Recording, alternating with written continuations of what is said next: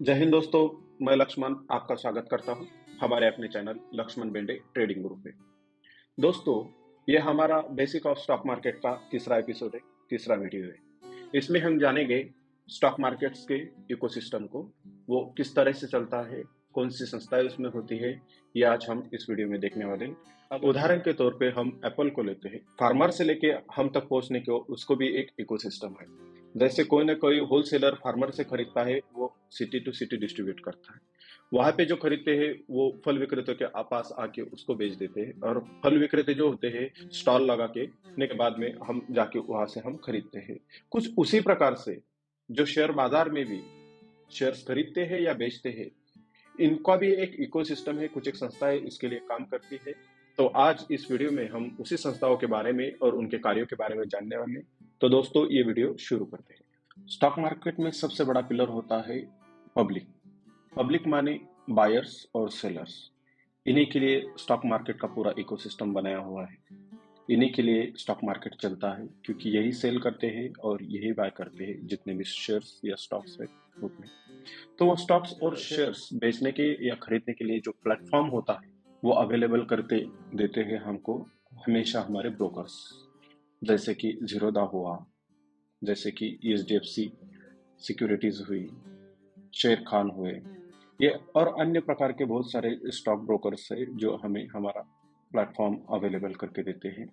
इनका कार्य क्या होता है ये जानना भी जरूरी है। इनका कार्य होता है हम जितने भी ऑर्डर्स देते हैं उसको एग्जीक्यूट करना, हमें ब्रोकरेज अवेलेबल करके देना। ब्रोकर्स के ज्यादातर कार्य हमसे और स्टॉक एक्सचेंज से ही रिलेटेड होते हैं। जैसे कि हमने जो ऑर्डर्स एग्जीक्यूट किए हैं उसकी पूरी स्टेटमेंट्स रखना, हमने जो जितने भी ऑर्डर लगाए हैं उसका हिसाब किताब रखने की जिम्मेदारी ये ब्रोकर्स के पास होती है। और ये हमारे लिए एक माध्यम है, हमें नेशनल स्टॉक एक्सचेंज या बॉम्बे स्टॉक एक्सचेंज या किसी भी अन्य एक्सचेंज पे जाने का ये अच्छा माध्यम होता है। हम डायरेक्ट एक्सचेंज पे जाके हमारा ऑर्डर नहीं लगा सकते हैं, हमें ब्रोकर के माध्यम से ही जाना बहुत ज़्यादा जरूरी होता है। इसके लिए बहुत सारे जो ब्रोकर फर्म है वो सेबी और नेशनल स्टॉक एक्सचेंज रेगुलेट करके और उनके नियमों के अंतर्गत ये शुरू होते हैं। हमने अगर नेशनल स्टॉक एक्सचेंज पे एक ऑर्डर लगाया तो वो वहां से जाता है स्टॉक एक्सचेंज पे। इंडिया में दो स्टॉक एक्सचेंजेस है, पहला है नेशनल स्टॉक एक्सचेंज और दूसरा है बॉम्बे स्टॉक एक्सचेंज माने बीएससी। बीएससी ये 18 सेंचुरी से इंडिया में अवेलेबल है।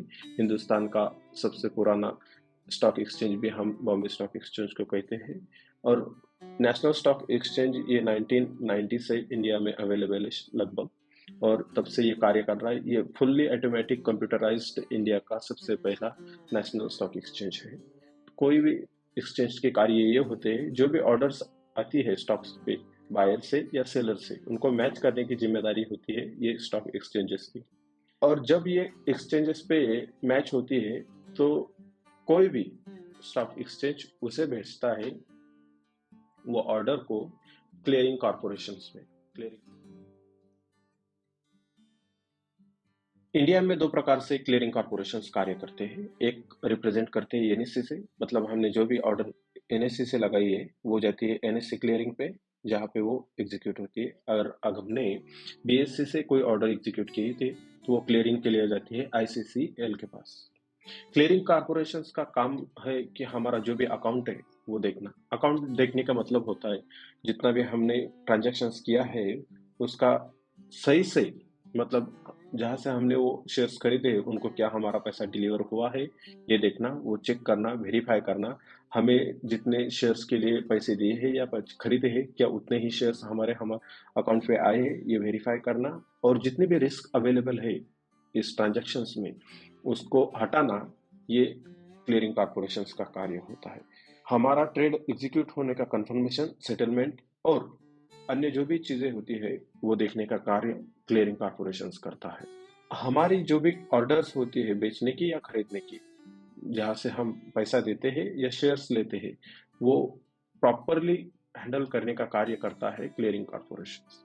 उसके बाद में वहां से वो जो शेयर्स हमने खरीदे हैं वो जाते हैं डिपोजिटरी में। डिपोजिटरी के दो प्रकार पड़ते हैं, एक है एनएसडीएल और दूसरा है सीडीएसए। एनएससी नेशनल स्टॉक एक्सचेंज की जो डिपोजिटरी है वो है एनएसडीएल, और बॉम्बे स्टॉक एक्सचेंज की जो डिपॉजिटरी है वो है CDSL।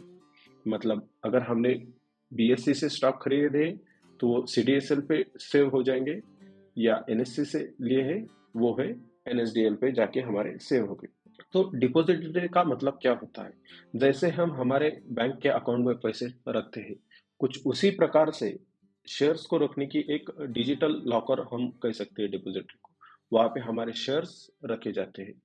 लगभग 1990 तक हमें जो शेयर्स होते हैं वो पेपर पे मिलते थे और वो हमने संभाल के रखना अनिवार्य था। उसके बाद में वो डिमटेरियलाइज हुआ, माने वो टोटली ऑनलाइन हो गए। तो उसे संभालने के लिए हमें डिपॉजिटरी डेवलप करनी पड़ी। तो नेशनल स्टॉक एक्सचेंज की डिपॉजिटरी है NSDL और BSE की डिपॉजिटरी है CDSL। डिपॉजिटरी के बहुत सारे कार्य होते हैं। उन्हीं कार्यों में से कुछ कार्य ऐसे होते हैं जो हमारे लिए बहुत मायने रखते हैं। अगर हमारे शेयर्स को हमारा ब्रोकर भाग जाता है या हमारा ब्रोकर आउट ऑफ रीच हो जाता है, तो हमारे शेयर्स को देखने की जिम्मेदारी हमारी ही होती है, माने पब्लिक की होती है, और वो 101% डिपॉजिटरी के पास होती है। अगर आप एक लीगल अकाउंट से ट्रेड लेते हैं या तो वो देखे कैसे? तो वो देखने के लिए आपके पास एक DP नंबर होता है। वो DP नंबर अगर आप जाके डिपॉजिटरी में सबमिट करते हैं तो आपके जितने भी शेयर्स है वो वहां से आप देख सकते हैं।